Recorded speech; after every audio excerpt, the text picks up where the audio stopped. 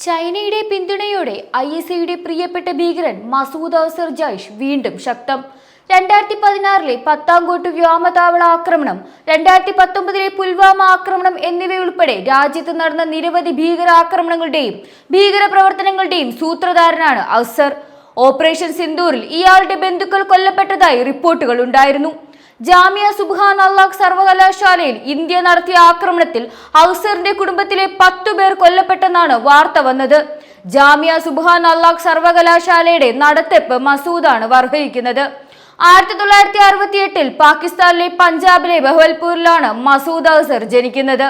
പാകിസ്ഥാൻ ആസ്ഥാനമായുള്ള ഇസ്ലാമിക് ജിഹാദി സംഘടനയായ ജെയ്ഷെ മുഹമ്മദ് JEM എന്ന തീവ്രവാദ ഗ്രൂപ്പിന്റെ സ്ഥാപകനാണ് ഇയാൾ.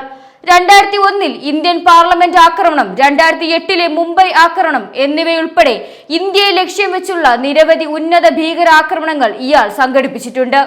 ഇന്ത്യയിൽ നിരവധി ഭീകരാക്രമണങ്ങൾക്ക് നേതൃത്വം നൽകിയ മസൂദ് അസർ പാക് കാശ്മീരിലുണ്ടെന്നാണ് റിപ്പോർട്ട്.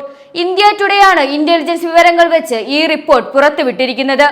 മസൂദിനെ പാക് കാശ്മീരിലെ ഗിൽഗിറ്റ് ബാൽട്ടിസ്ഥാൻ എന്ന മേഖലയിൽ കണ്ടുവെന്നാണ് ഇന്റലിജൻസ് റിപ്പോർട്ട്. മസൂദ് തന്റെ ശക്തി കേന്ദ്രമായ ബഹവാൽപൂരിൽ തന്നെയാണുള്ളതെന്ന് വിശ്വസിപ്പിക്കാൻ ജെയ്ഷെ മുഹമ്മദ് വിവിധ സോഷ്യൽ മീഡിയ പ്ലാറ്റ്ഫോമുകളിലൂടെ ശ്രമിക്കുന്നുണ്ട്.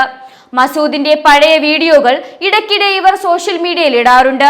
ബഹവൽപൂരിൽ നിന്നുള്ള വീഡിയോകളാണിവയെല്ലാം. എന്നാൽ മസൂദ് താവളം മാറ്റിയിരിക്കാമെന്ന ധാരണയിൽ ഇന്ത്യൻ ഇന്റലിജൻസ് അന്വേഷണം തുടർന്നുകൊണ്ടേയിരുന്നു. ഇയാൾ അഫ്ഗാനിസ്ഥാനിലാണെന്ന് പാകിസ്ഥാന്റെ നിലപാട്. മുൻ വിദേശകാര്യ മന്ത്രി ബിലാവൽ ഭൂട്ടോയും ഇതേ നിലപാടാണ് എടുത്തിരിക്കുന്നത്.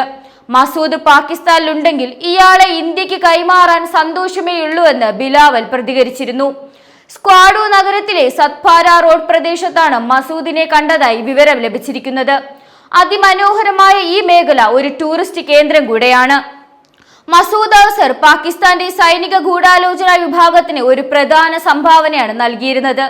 1999 കണ്ടോൽ വിമാന ഹൈജാക്കിംഗ് കേസിൽ ഇന്ത്യ അദ്ദേഹത്തെ വിട്ടയച്ചതിനു ശേഷം അദ്ദേഹം ജയ്ഷെ മുഹമ്മദ് സ്വീകരിച്ചു. കാശ്മീർ, അഫ്ഗാനിസ്ഥാൻ എന്നിവിടങ്ങളിൽ ആതങ്കവാദ പ്രവർത്തനങ്ങൾ നടത്തിയ ഈ സംഘടന 2001 ഇന്ത്യൻ പാർലമെന്റിനെതിരെയുള്ള ആക്രമണത്തിനും ഉത്തരവാദിത്തം ഏറ്റെടുത്തിരുന്നു. ചൈന പാകിസ്ഥാന്റെ ഒരു പ്രധാന മിത്രരാജ്യമാണ്. ഇന്ത്യ ചൈന തർക്കങ്ങൾക്കിടയിൽ പാകിസ്ഥാനെ പിന്തുണയ്ക്കുന്നത് ചൈനയുടെ ഭൂരാഷ്ട്രീയ തന്ത്രത്തിന്റെ ഭാഗമാണ്. മസൂദ് അസറിനെ ആതങ്കവാദിയായി പ്രഖ്യാപിക്കുന്നത് JEMന്റെ പ്രവർത്തനങ്ങൾക്ക് ലോകമെമ്പാടും ബാധകരമായ നിയന്ത്രണങ്ങൾ ഏർപ്പെടുത്തും. ഇത് പാകിസ്ഥാന്റെ ഗൂഢാലോചനകൾക്ക് കനത്ത പ്രതിസന്ധി സൃഷ്ടിക്കും. 2011 ശേഷം പാകിസ്ഥാന്റെ ISI JEMനെ വീണ്ടും സജീവമാക്കാൻ ശ്രമിച്ചു. പല സംഘടനകൾ ശ്രദ്ധയിൽപ്പെട്ടതിനാൽ JEMനെ ഒരു അനുകൂല ആതങ്കവാദി ഗ്രൂപ്പായി ഉപയോഗിക്കാൻ ISI തീരുമാനിച്ചു. JEM ഇപ്പോൾ പാകിസ്ഥാനിലെ പഞ്ചാബ്, ഖൈബർ പഖ്തൂൺവ പ്രവിശ്യകളിൽ പ്രചാരണം നടത്തുകയും പുതിയ അംഗങ്ങളെ റിക്രൂട്ട് ചെയ്യുകയും ചെയ്യുന്നു. UNSCയിൽ മസൂദ് അസറിനെ ആതങ്കവാദിയായി പട്ടികപ്പെടുത്താനുള്ള ഇന്ത്യയുടെ ശ്രമങ്ങൾ തുടരും. ചൈനയുടെ തടസ്സം ലോകമെമ്പാടുമുള്ള രാജ്യങ്ങളുടെ ശ്രദ്ധയിൽപ്പെട്ടിട്ടുണ്ട്. ഇന്ത്യ, US, ഫ്രാൻസ്, ബ്രിട്ടൻ തുടങ്ങിയ രാജ്യങ്ങൾ ചൈനയെ സുരക്ഷാ സമിതിയിൽ മർദ്ദനം ചെലുത്തുമ്പോൾ ഈ പ്രശ്നത്തിൽ പാകിസ്ഥാനെ രക്ഷിക്കാനുള്ള ചൈനയുടെ കഴിവ് പരിമിതപ്പെടുത്താനാണ് ലക്ഷ്യം. പാകിസ്ഥാന്റെ സൈനിക ഗൂഢാലോചന വിഭാഗം JEMനെ തുടർച്ചയായി ഉപയോഗിച്ചുകൊണ്ട് ഇന്ത്യക്കെതിരെയുള്ള പ്രോക്സി യുദ്ധം തുടരുകയാണ്. ഇന്ത്യയുടെ സുരക്ഷാ തന്ത്രം ഈ ആതങ്കവാദ സംഘടനകളെ ലോക ശ്രദ്ധയിൽ കൊണ്ടുവരികയും അവരുടെ പ്രവർത്തനങ്ങൾക്ക് തടസ്സം സൃഷ്ടിക്കുകയും ചെയ്യട്ടെ എന്ന് നമുക്ക് പ്രത്യാശിക്കാം.